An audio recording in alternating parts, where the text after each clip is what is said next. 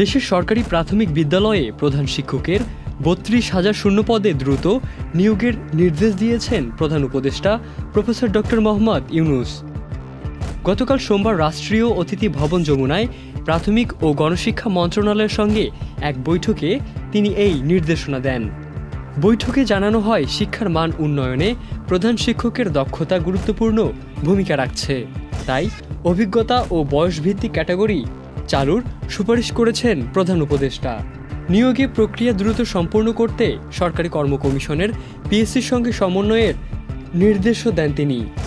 Bundle থাকলে প্রতি সেনমানিতে টাকা বাঁচবে। বিকাশ সেনমানি বান্ডেল কিনে জিতুন প্রতি লেনদেনে। প্রাথমিক বিদ্যালয়গুলোতে ধারাবাহিকভাবে ইন্টারনেট সংযোগ ও মাল্টিমিডিয়া শ্রেণীকক্ষ চালুর ওপরও গুরুত্বারোপ করেন প্রধান উপদেষ্টা। তিনি বলেন, প্রাথমিক শিক্ষা ব্যবস্থায় প্রযুক্তির ব্যবহার নিশ্চিত করতে হবে। প্রতিটি বিদ্যালয়ে মাল্টিমিডিয়া শিক্ষা চালু হলে শিক্ষার্থীদের শেখার মান বাড়বে। এছাড়া বদলি নীতিমালায় স্বচ্ছতা, স্কুল অবকাঠামোর নারীবান্ধব নকশা ও প্রযুক্তির ব্যবহারে জোর দেওয়ার আহ্বান জানান প্রধান উপদেষ্টা professor doctor Mohammad Yunus.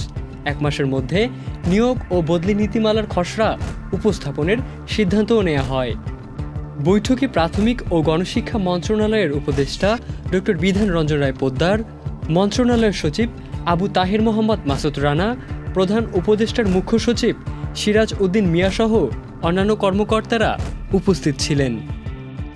Ibn Saeed Ankur, channel I.